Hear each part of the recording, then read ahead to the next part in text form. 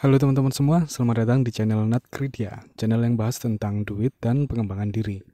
Pada kesempatan kali ini kita akan langsung praktek gimana caranya beli reksadana di Bibit.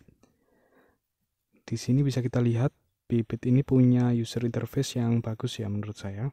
Sederhana dan mudah digunakan. Di sini ada kelihatan kalau kita bisa punya lebih dari satu portofolio. Di sini bisa disesuaikan untuk dana tabungan, dana pensiun, atau dana lain-lain yang bisa disesuaikan dengan tujuan teman-teman masing-masing.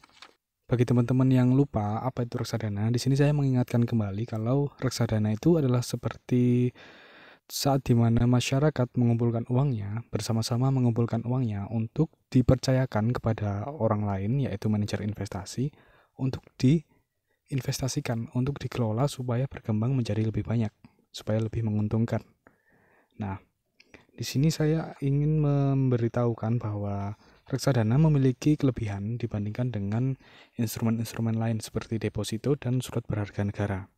Di sini reksadana itu sifatnya lebih liquid ya. Dia lebih liquid karena kalau deposito biasanya kan kita ada jangka waktunya tuh, biasanya sebulan, 2 bulan, atau 3 bulan. Dan biasanya kalau surat berharga negara itu biasanya lebih dari 1 tahun. Sedangkan reksadana bisa kita tarik kapan aja. Jadi di situ kelebihannya lebih liquid dari deposito dan SPN. Dan risikonya pun juga relatif lebih rendah ya dibandingkan dengan saham atau peer-to-peer lending. Untuk di Bibit ini, kelebihannya adalah kita bisa investasi dengan nilai yang cukup kecil, yaitu 10.000 aja. Oh ya, untuk teman-teman yang ingin investasi syariah, di sini ada menu untuk menyalakan preferensi syariah ya. Jadi kebetulan saya pakai. Jadi kalau kita nyalakan preferensi syariah, nanti produk-produk yang keluar itu adalah produk yang sesuai dengan prinsip-prinsip syariah. Nah, udah kita aktifkan. Sekarang kita coba untuk melihat fitur-fiturnya apa aja sih di sini nih. Di sini ada rekomendasi robo. Robo ini setelah saya baca-baca, dia seperti penasehat yang memberikan kita saran tentang instrumen apa yang seharusnya kita pilih sesuai dengan profil risiko kita. Nah, apa itu profil risiko? Profil risiko itu adalah bisa dibilang dia adalah selera kita dalam menerima risiko. Kita berani atau enggak menerima risiko. Tergantung juga dengan jenis pekerjaan kita juga. Jadi di sini profil risiko sendiri itu ada 3, yaitu pertama adalah agresif, kedua moderat, dan yang ketiga adalah konservatif. Nah, dari bahasanya sendiri kalau agresif itu kita lihat, coba kita setting ke maksimal. Nah, portofolio agresif ini 70%-nya ada di saham, 20% di obligasi, 10% di pasar uang. Ini berarti apa? Ini artinya orang yang memiliki portofolio agresif adalah orang yang berani mengambil risiko dan menginginkan return yang besar. Jadi dia menaruh sebagian besar uangnya di reksadana yang didominasi oleh saham. Nah, kita turunkan, coba. Nah, kita lihat semakin turun portofolionya akan semakin terdiversifikasi. Jadi dominasi sahamnya akan semakin turun. Kita turunin lagi. Nah, di nilai 7/10 ini udah masuk ke moderat, di mana obligasi adalah 43% dan saham adalah 47%. Sedangkan sisanya adalah pasar uang. Ini berarti berimbang antara obligasi dan sahamnya, itu berimbang. Jadi resikonya ya lebih rendah daripada yang tadi. Cuma returnnya juga lebih rendah. Terus portofolio moderat kita turunkan lagi sampai ke portofolio konservatif. Nah, ini portofolio konservatif artinya yang penting modalnya aman, meskipun returnnya nggak terlalu besar nggak masalah. Yang penting modalnya aman. Nah, di sini kalau kita lihat paling mentok, kalau dia paling konservatif, pasar uang ada di 70%, obligasi 20%, dan 10% di saham. Nah, kalau teman-teman bingung, teman-teman itu tipe investor yang mana, biasanya nanti ditanya ini sama Bibit nih, sama Robo. Ada 6 pertanyaan. Pertama kita isi dulu tanggal lahirnya kita berapa. Tekan ini deh, 4 Januari 1990. Oke, next. Terus apa tanggungan keluarganya, udah ada tanggungan keluarga atau belum? Katakan belum. Nah, penghasilan kita setahun berapa? Katakan kita taruh di 5 juta. Nah, terus total kekayaan, ini tabungan kamu berapa sekarang totalnya? Kita anggap ini deh, 20 juta. Kebanyakan. 40 juta. Nah, ditanyain kamu nanti, dalam berinvestasi, apa yang lebih kamu utamakan? Memaksimalkan untung, menghindari rugi, atau keduanya sama penting? Coba saya cek ini, keduanya sama penting. Nah, ini dites lagi nih sama robonya. Kalau seumpama nanti nilai investasi kita turun 15%, kita mau ngapain? Kita mau jual semua, jual sebagian, simpan, atau beli lagi? Kalau saya pilih beli lagi. Nah, ini hasilnya. Nah, saya termasuk investor agresif nih. Di 56% di saham, 34% di obligasi. Tapi kalau kamu merasa ini nggak sesuai, bisa kamu sesuaikan sendiri ya. Ini coba saya sesuaikan, saya ingin jadi yang konservatif aja deh. Nah,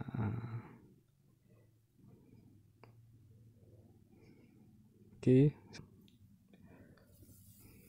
kita simpan. Nah, tadi kan kita udah nyobain dipilihin sama Robo ya. Sekarang kita coba pilih sendiri. Kalau kamu pede dengan analisa kamu dan kamu ingin mempelajari sendiri, kamu bisa pilih sendiri di sini. Ada 3 tipe, yaitu pasar uang, obligasi, dan saham. Pasar uang ini adalah reksadana yang kamu pilih kalau tujuan investasi kamu di bawah 1 tahun.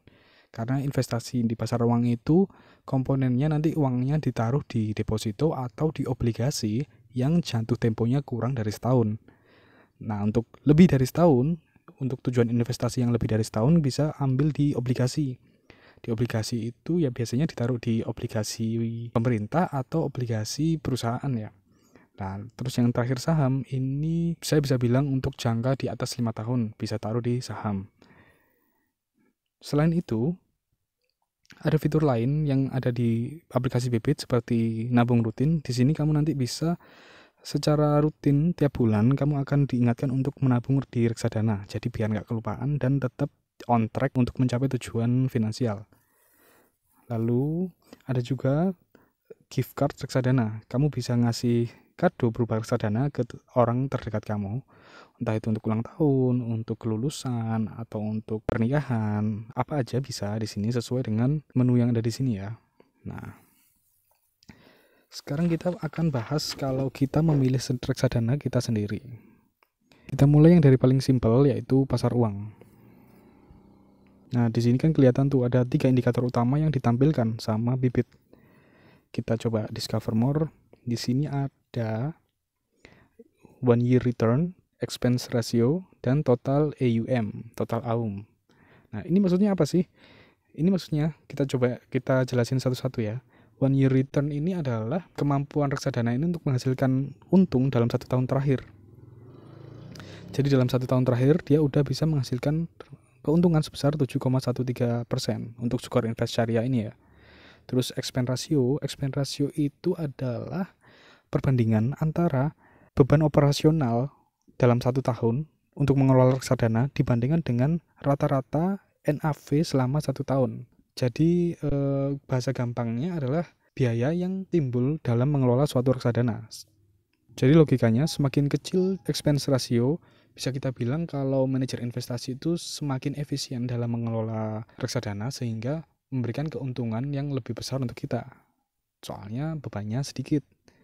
Lalu untuk total AUM, ini adalah AUM itu adalah aset under management, yaitu jumlah uang yang dikelola oleh manajer investasi. Logikanya adalah semakin banyak AUM, itu berarti manajer investasinya itu semakin kredibel, semakin dipercaya oleh banyak orang untuk memegang uang mereka.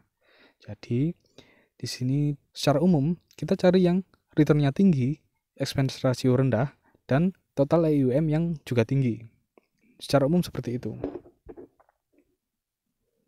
Mau di reksadana saham, reksadana pasar uang, mau di obligasi, semuanya sama ya. Nah, ini bisa kita lihat di sini. Nah, tetap ada 1 year return, expense ratio, total AUM. Ya, itu sama aja. Sekarang kita lihat, kita klik coba di ini, majoris sukuk negara Indonesia. Di sini ada indikator yang lebih lengkap. Ada CAGR, ada drawdown, expense ratio, total AUM, jenis produk, tingkat risiko. Nah, terus kita lihat lagi di sini ada apa lagi nih. Di sini ada NAV, terus nah, di sini ada alokasi aset, ada top holding. Nah, kita bahas satu-satu ya. Di Di sini NAV. NAV itu apa sih? 1177 ini. NAV itu adalah net asset value, yaitu total nilai aset reksadana saat ini. Dikatakan net karena dia sudah bersih, dia sudah dipotong dari biaya-biaya operasional. Kita lihat. Nah, ini AUM-nya, Asset Under Management. Berarti ini ada 422 miliar uang yang dikelola oleh manajer investasi dalam produk mayoris sukuk negara Indonesia. Di sini sempat kita lihat ada penurunan karena mungkin ini ya, kapan ini? 1 Maret. Nah, ini 1 Maret karena kemarin desas-desus corona ini sepertinya. Terus sekarang udah berangsur-angsur naik. Nah, udah naik AUM-nya, NAV-nya juga udah naik. Nah, terus kita bahas CAGR. CAGR ini adalah Compound Annual Growth Rate, yaitu tingkat pertumbuhan tahunan rata-rata suatu reksadana. Kalau ini CAGR 1 tahun, berarti ini adalah rata-rata pertumbuhan reksadana dalam 1 tahun. Kan biasanya kan, nah ini kan naik turun nih. Ada naik turun. Nah, ini di rata-rata kira-kira pertumbuhannya dari sini ke sana, rata-rata pertumbuhannya berapa persen sih? Itu namanya CAGR. Terus adalah drawdown. Drawdown ini adalah seberapa dalam reksadana terperosok dari titik tertingginya. Jadi logikanya semakin rendah drawdown berarti semakin pintar manajer investasi dalam mengelola uang, sehingga dananya itu waktu keadaan sulit atau krisis nggak terlalu terperosok gitu. Jadi semakin rendah drawdown bisa kita simpulkan kalau semakin bagus manajemen investasi dalam mengelola tugasnya. Lalu apa lagi kita lihat ini. Di sini ada alokasi aset. Di sini berarti 97,60% dimasukkan ke SPSN. SPSN ini adalah surat berharga syariah negara. Bisa sukuk retail, bisa sukuk tabungan. Atau PBS. Kalau yang tadi sukuk retail sama sukuk tabungan itu retail ya, untuk perorangan. Nah, kalau PBS ini biasanya nggak bisa dibeli sama perorangan. PBS ini singkatan dari Project Based Sukuk. Jadi sukuk yang dikeluarkan untuk mendanai suatu project yang dikelola secara syariah ya, makanya ini termasuk dalam reksadana syariah. Nah, 97% di SPSN, cuma 2% di pasar uang syariah. Ini kan indikatornya cuma ini aja. Kalau kamu pengen lihat yang lebih lengkap, kamu bisa lihat di sini, fund fact sheet sama prospektus. Ini sama-sama memberikan informasi yang lebih detail dari ini tadi ya. Pasti lebih detail dari ini. Cuma perbedaannya fun fact sheet itu menurut saya informasinya lebih ringkas, lebih dikompres dari prospektus, dan juga tampilannya itu lebih enak untuk dilihat, lebih berwarna-warni. Coba kita lihat ya fun fact sheet-nya dari Majoris ini.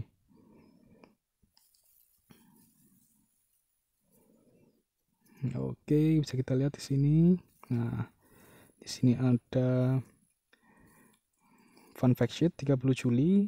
Ada di sini ada tujuan investasinya apa, lalu kebijakan investasinya apa. Nah, di sini bisa kita lihat kalau kebijakan investasi di Majoris ini adalah 80-100% harus ditaruh di efek syariah berpendapatan tetap. Kalau syariah seperti sukuk tadi ya. Nah, langsung sisanya itu baru ditaruh di instrumen pasar uang syariah. Ini komposisi portofolio yang terakhir. Lalu alokasi efek terbesar di PBS 12, 19, 21 dan seterusnya. Nah, kita lihat di sini ada kinerja investasi. Di sini kinerja investasi biasanya dibandingkan dengan benchmarknya ya. Nah, di sini benchmarknya dia dibandingkan dengan Infovesta Syariah Fixed Income Index. Nih.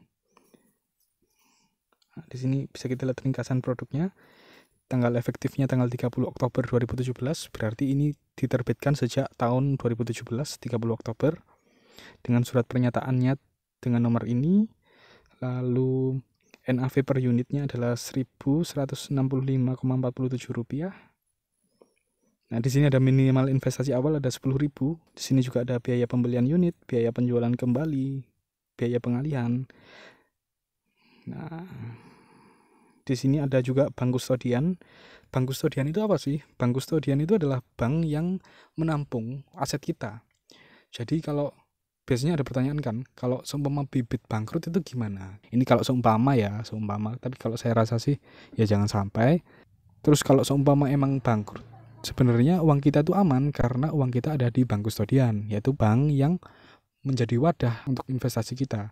Jadi uang kita diamankan sama, kalau di sini bank kustodiannya Bank Negara Indonesia, Bank BNI. Seperti itu. Nah, sekarang kita coba kembali. Ini kan, nah, coba kita intip sebentar prospektusnya seperti apa. Prospektus ini lebih nggak simple, karena coba kita lihat, ada 75 lembar. Kalian boleh baca-baca ini kalau kalian emang benar-benar pengen tahu, dan menurut saya emang seharusnya kalian baca sebelum kalian menaruh uang kalian.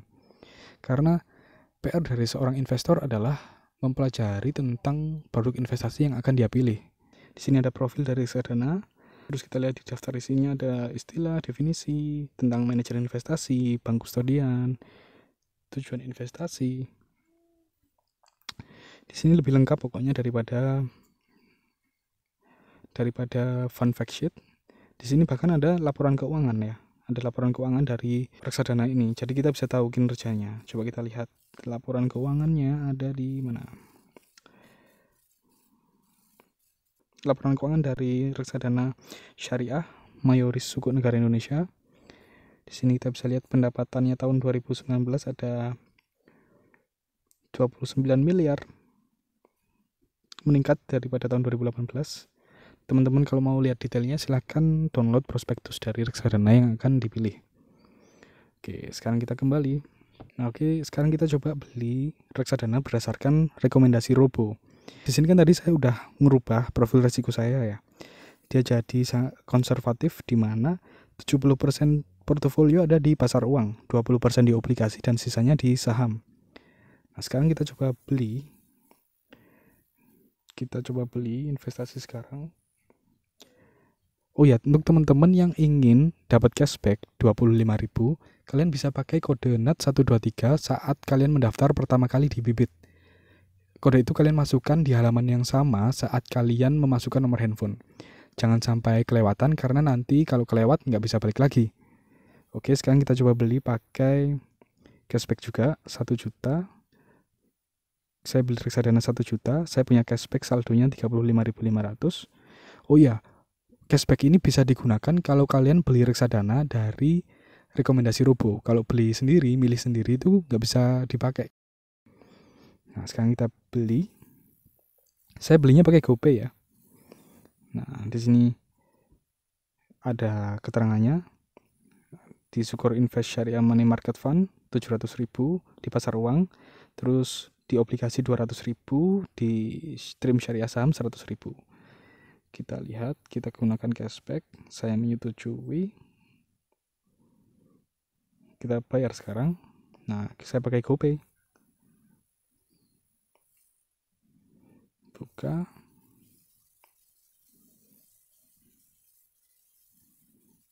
Bayar.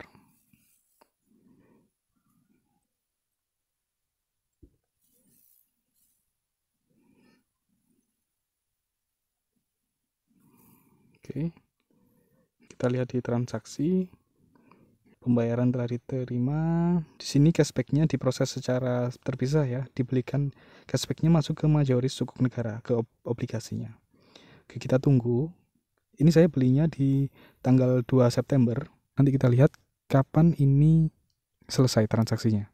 Di sini di order detailnya kita bisa lihat kalau pembelian kita udah diverifikasi sama manajer investasi. Dan di bawah sini kita lihat ada keterangan bahwa maksimal 2 hari kerja transaksi kita akan selesai. Nah, ini ada ininya nih, pembayaran sebelum jam 1 siang itu transaksinya 1 hari, sedangkan setelah jam 1 nanti 2 hari. Sedangkan saya ordernya ini jam 5 WIB 17.16. Jadi kemungkinan nanti 2 hari kerja baru bisa selesai. Kita lihat nanti seperti apa. Di sini bisa teman-teman lihat kalau transaksi sudah selesai pada tanggal 3 September 2020 jam 8 malam. Sedangkan saya belinya tanggal 2 jam 5 sore. Transaksinya udah berhasil. Nanti kita lihat sekitar sebulan, 2 bulan, dan 3 bulan ke depan gimana perkembangan reksadana ini.